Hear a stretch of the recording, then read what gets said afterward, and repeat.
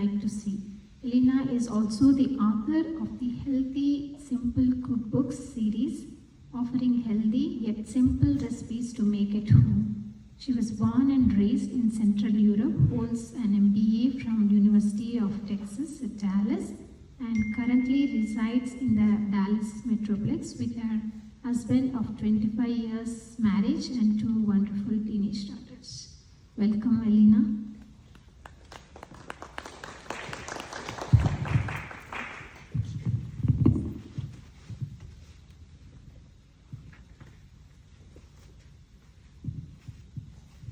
Thank you so much, Sushma. Thank you so much for having me again. It's a pleasure to be here. If you haven't seen me before, my name is Elena Swindull. Thank you so much for the introduction. And last time, we talked about how our thoughts create our reality, how everything is happening here first, and how our energy matters because we're on this vibrational disk, that we're attracting everything in the universe by the law of attraction. So where we focus, where our energy is, that's what we are attracting. And then we went through how our thoughts create how we feel. So if we feel bad, then we take certain actions that are not so great, and then that's the results that we produce. In comparison, if we think thoughts that make us feel good, then we take certain actions that produce different results. So it was all about the thoughts creating the things. Today, the topic is we are creators. So we're going to go into the topic a little bit deeper. We're going to explore how we do create things, but also what's blocking us. And I have a really good example, which I didn't really realize until I was working on my program for my company. It's basically a roadmap. How do we increase our energy? What do we do? And at first, it was a thought. And I started to write it down. It was all over Google Sheets and things like that. But not until I printed the first few modules and I flipped through the pages, this was born. It's a thing. So everything has to start as a thought, as a spark, as an idea before it can become anything physical. So I just wanted to illustrate how we truly are creators and how do we create. We start with a thought and we create material things, like, for example, that program. So today I'm going to share a little bit more about my story, a different angle of it today. Then we're going to get into the science a little bit. And then hopefully I can give you some tips and some takeaways that you can practice at home. And how do we create the reality that we want? And how are we truly creators? So first of all,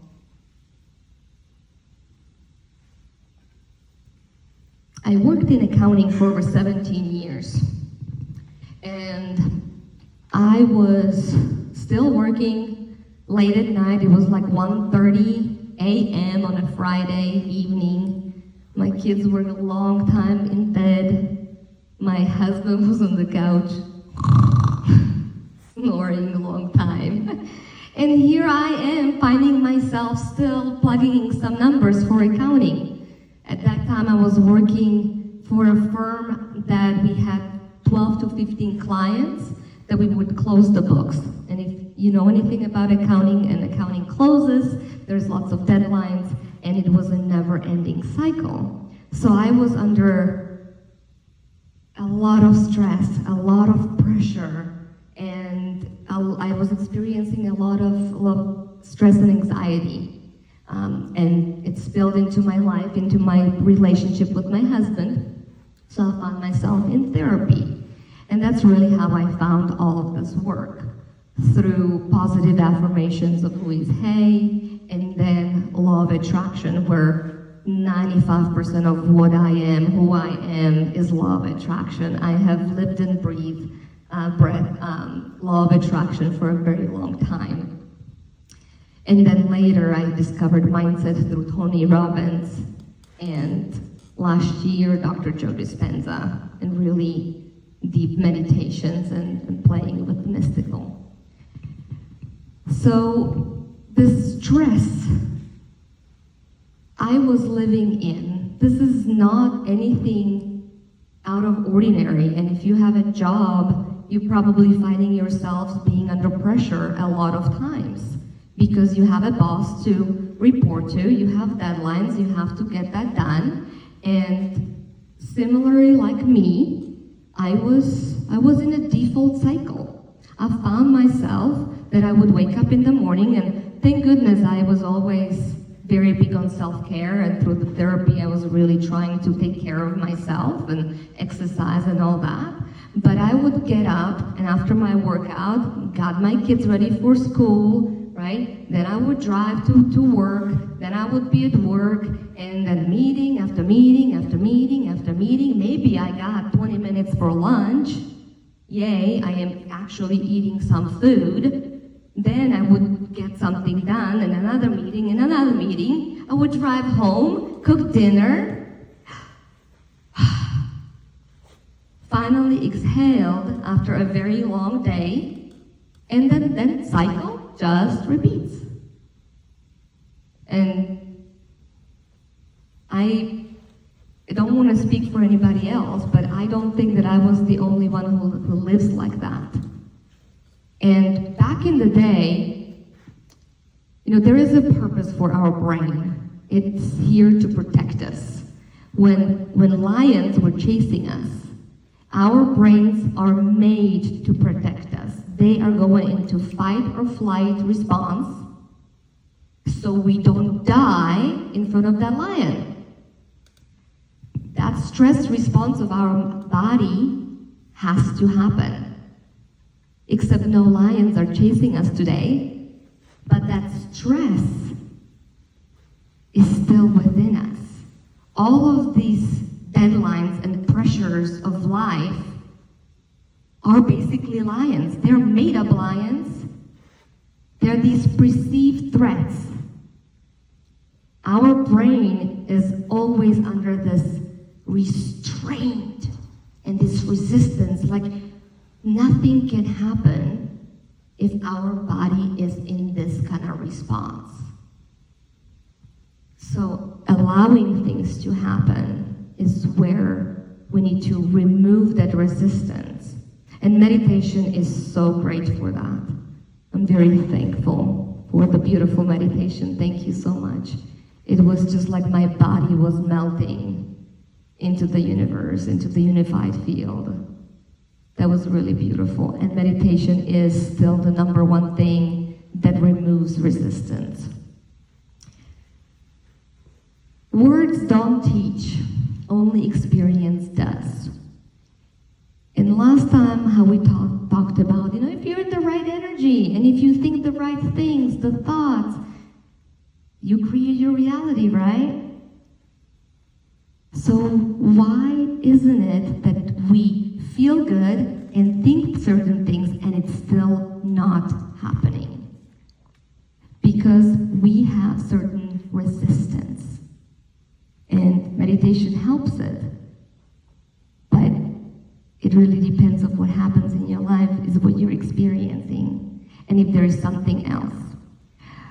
To illustrate this, my personality is very go, go, go. I am a go-getter. I was in accounting, I would get things done. It would always be like, I am strong, I am determined, I will persevere, I am not going to give up, I will push harder to get what I want.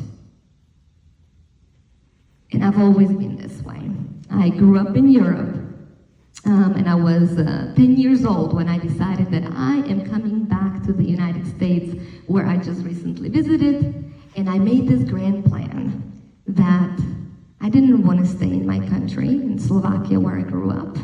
I wanted to move to the US. And I set the intention out in the universe. I am going to move to the US, I'm going to find a husband there, I'm going to move there, and then I'm going to have children and be here. And I was making that happen. And guess what happened? My dad was like, no, you're not going. No, you're not going. No, you're not going.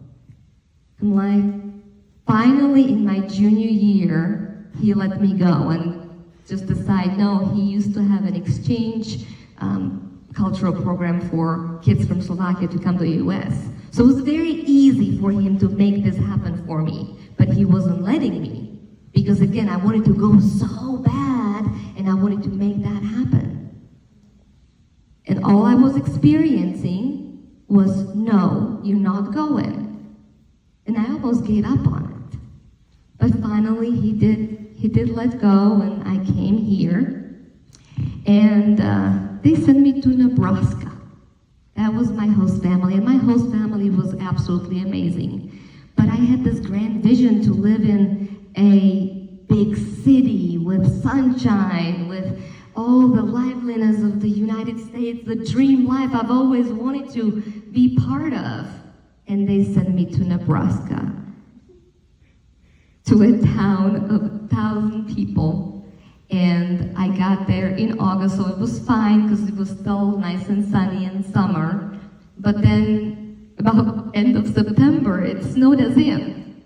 So I couldn't go anywhere. I'm like, okay, well, so much for my plan to find a husband now.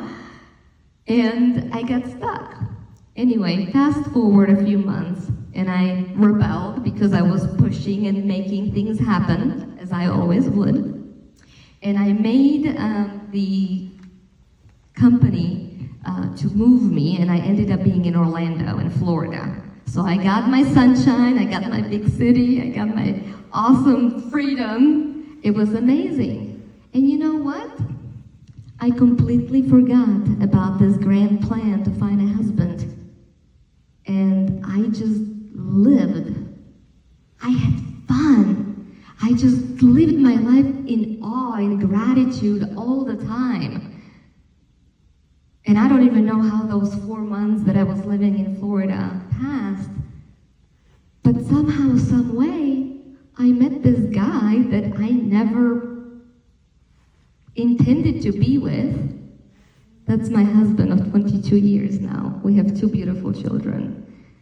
So the point is, when I was trying to make things happen, and even though I was setting that intention and I was thinking about it, what I wanted, I wasn't getting it because I wanted it so bad that I was holding that resistance from it to happen. And what I had to do is let go and allow it to happen. And so the universe has this beautiful way of delicate balance of intention and setting the thought out in the universe, but then just trusting the process and letting go and allowing it to happen. Words don't teach, only experience does. That was one big experience of I was trying to make something happen, and until I let go, it finally did. And I wasn't even planning it. It just kind of happened because I was in the right energy and I had no resistance. I have another story that's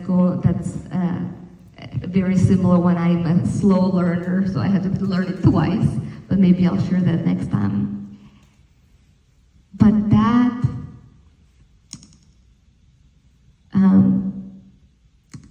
that's a great example of the allowing things to happen. So we have about 70 to 80,000 thoughts a day. And sometimes they're not the right ones, right? Again, that stress response, if we're keeping ourselves from experiencing what we do. I was sitting in the car with my husband, my 2 kids in the back, And we were on a red light, and this is back in the day when my mind was still going. And perhaps women have a little bit more thinking going on than males. But I was thinking about what do I have to do, and what did I do, and da-da-da-da-da. And then I look at my husband, and I'm like, babe, what are you thinking about?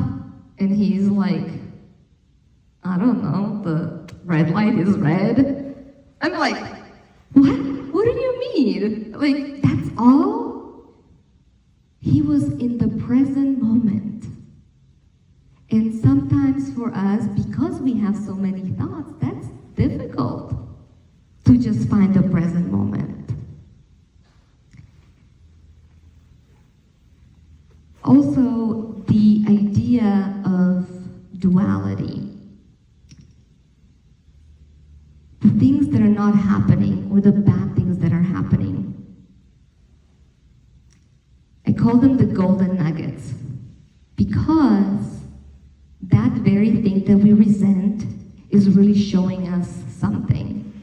So for example, me not being able to push through and make something happen, that was the universe telling me, well, chill, okay? There's gonna be time when you're going to get it, but you don't control things, just let it go. So we learn lessons through duality and contrast. We wouldn't appreciate sunshine if we didn't know what rain is. And so same thing with anything that happens in our life. How many times did I hear a story of a young couple wanting to have children? And they trying and trying and doing IVF and all kinds of hormonal things. And the woman always just wants it so bad. And nothing works. And they try for years. And until they just like, you know what, I guess it's not gonna happen for me. And she lets it go, and then she has 2 beautiful, healthy children naturally. Something that we are resisting in our bodies. And again, it's the balance of finding that allowance versus intention and setting it into the universe. It's like a feather. Imagine this analogy. You have a feather flying in the air. Well, try catching it, right? What's the feather going to do? It's going to go because you're pushing air on it, right? So it flies away. And instead, if we just put our hand down, that feather is slowly going to fall into our hand. So sometimes pushing and trying and making things happen, controlling it our way, is not going to make it happen. And learning how to allow it to happen. And again, how we do that is just having fun, being grateful, having our hearts open, and trusting that it's coming if it's supposed to happen. And if not, that the duality is going to show us that there is something else that we need to learn before we can get it. And like the woman that wants to have the baby so bad, she's not going to appreciate the baby as much if everything just happens. So the duality, the contrast, it's setting a rocket of desire. Like if I don't have this, this is what I do want, right? So out of the duality, out of the contrast, our desires are born. How many times we found a much better solution, a much more innovative solution to a problem because of that problem, because of that duality, because of that contrast. It's beautiful how the universe just knows how to make this happen. So a few takeaways that you can practice. I'm going to give you 3 today, because meditation is one of them, and I'm not going to go down into it because you guys know about that one. But it's the acronym of GIVE minus the E. But I will start with the I, intention. We must know what we want. Otherwise, where are we going? It's like the GPS we were talking about last time. If we don't put we're going to New York in the GPS, where are we going? We might go here, and then, oh no, never mind, we're going to turn around, we're going this way now, and then this way now, and then we find ourselves in the same place. We don't really change. Right, so we need to know what it is that we do want. And now don't forget, law of attraction says like attract like. So it's kind of like the Costco of the universe. They have everything, right? They have pickles, they have TVs, they have pet supplies, whatever. And then do you go to Costco and say, I don't want pickles, but where are they? Well, they're over there. Okay, but I don't want pickles. So then why are you talking about pickles then? The universe only hears yes. So if we're saying, no, I don't want this thing, the universe only hears, this is what you want. And our protective brain, it always goes to the threat, the lions, right? And we focus on that. But what we don't realize is when we do that, then we attract more of that. So it's so important to really know what we do want. Now, the duality and contrast is going to help us. I don't want this, so I do want this. Again, that's helping us to set the rocket of desire of this is what I want. But don't try to put too much attention to the things not wanted. Instead, focusing on what we do want, because that's what we want. That's what we're getting more of. So that's the I. The G in the give is gratitude. Gratitude is the most powerful practice. First of all, if we feel gratitude, if we feel grateful, we cannot feel any other emotion. And 2, when we feel grateful, we are whole. We feel fulfilled. We are content. We are satisfied. And that's what we want, is being fulfilled all the time, being content and eager for more. What else is out there? So gratitude is so important. That's why gratitude circles are the very first thing that I started to do in my business. And we just bask in gratitude. And it's not enough to just to say the words. Everybody knows they're supposed to be grateful. And everybody is. Yeah, I'm grateful for my family, I'm grateful for my home. But we really are going for the feeling of gratitude. So there is techniques that we use to deepen the gratitude.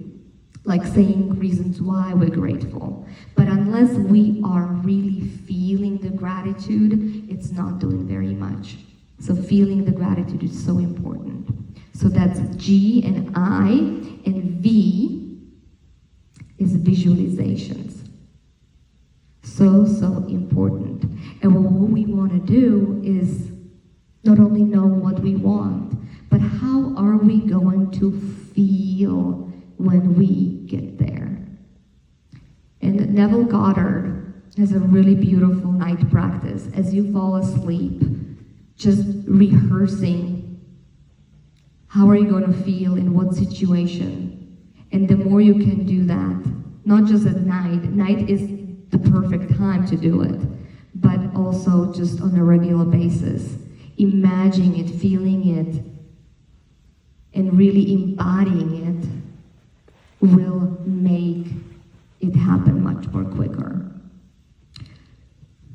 So I was hoping to do a little exercise again. Words don't teach, only experience does. So there is this manifestation test that I've taken. It's only 5 minutes. We're probably going to do it even quicker today. But if you don't mind, be open to it. And we're going to do a little exercise. And again, we're trying to see if we can manifest something with setting the intention into the universe and then having no resistance. So, I have 2 options for you. One, we're going to think about a rubber duck, something fun, something unusual, something that we don't really have much resistance about.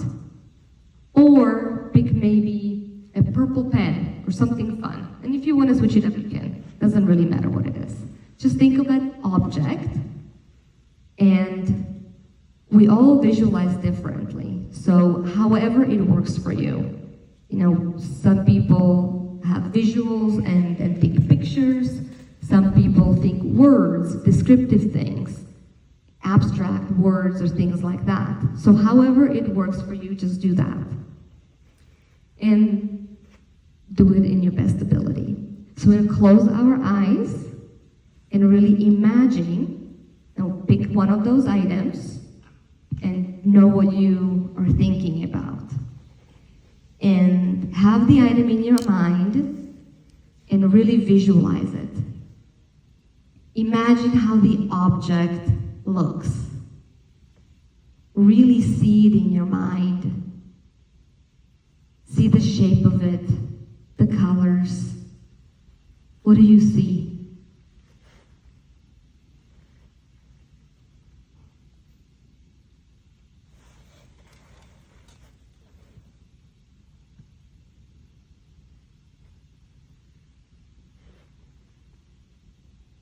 Now imagine actually holding this object. How does it feel? Really sense it as you're touching it. What would it feel like in your hands? Keep your eyes closed.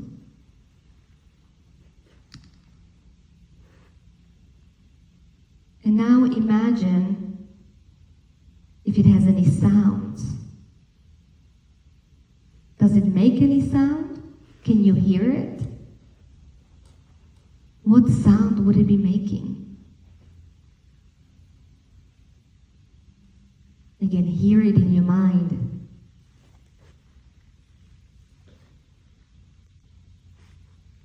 And lastly, imagine you're talking to someone who's never seen this item before. And you have to explain it to them. How would you describe it? Put lots of details. And describe this object to them.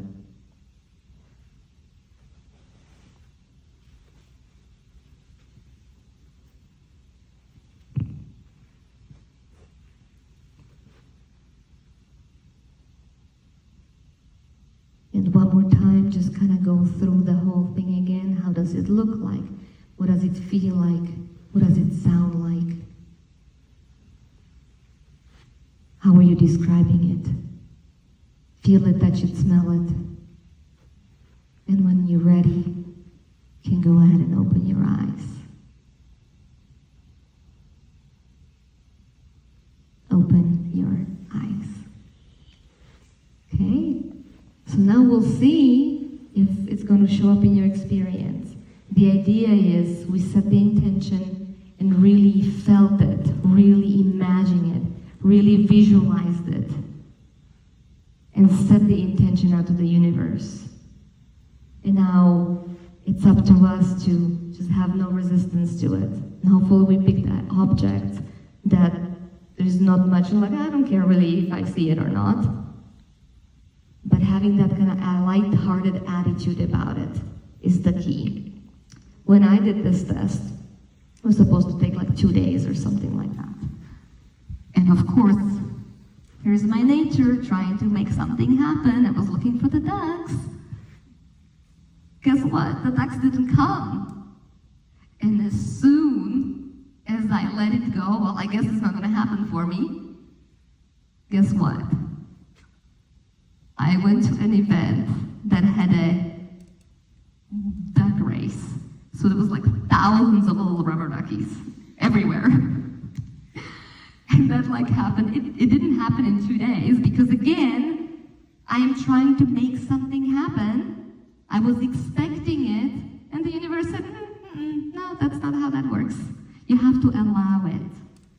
So I want to hear from you and see who did manifest the thing that we were talking about, and see if you had no resistance to it and it came. That's how it works. Law of attraction is a beautiful thing. And then science that talks about the RAS, the reticular activating system. So when we focus on something, all of a sudden we start seeing it more. And that's what we're activating here today. I remember when I first got pregnant, I never noticed all these pregnant people around me, women. All of a sudden I was pregnant, and I saw so many babies, so many pregnant women. I'm like, where did all these women that are pregnant come from? Well, they were there the whole time, I just couldn't see them because I wasn't looking for them and they were not in my attention. So hopefully you have a few things that give to work with and really visualize and be grateful and setting some intentions. My company, I'm not sure if I told you what it means. It's called Fibonity, and the beginning, the fib, is from Fibonacci golden number, so it stands for science. It's a mathematical equation for a never-ending spiral. So it's rooted in science. And the infinity is community, unity, infinity, because we as a unified community are on this beautiful journey of never-ending evolution and growth. And so I'm building a community of people that really want to take advantage of what we know, what the science knows, reticular activating system, and all these things, like knowing if we're stressed, we can't receive information, meditations, gratitude. I have gratitude circles. And then if you have me again, we'll get into more things about what is holding us up, like this resistance that we have that we don't even know about. But how can we remove that? Through journaling and other methods. There's lots of different techniques and tips that we can do because we know how our brains work. And now more so than ever, medical research is really showing us the how. And again, words don't teach, only experience does. So I am building a practice ground for us to practice this work. And it's not like, oh, now I know about it, kind of like the gratitude. Like if I say the words, I'm grateful, right? No, that does not work that way. We have to feel it. That's why walking meditations are so great, because we are supposed to embody what we want. Identity work of what do we want? Do I want to write a cookbook? Then do I have to be who I want to be? Do I have to start acting that way? And it's not just going to happen, we have to practice. So this community I'm building, the how is in the program, but then really having classes to practice the work as much as possible. And any little helps, and it's just what we give is what we get back. So hopefully you guys are more inspired to create, because we are creators. Thank you.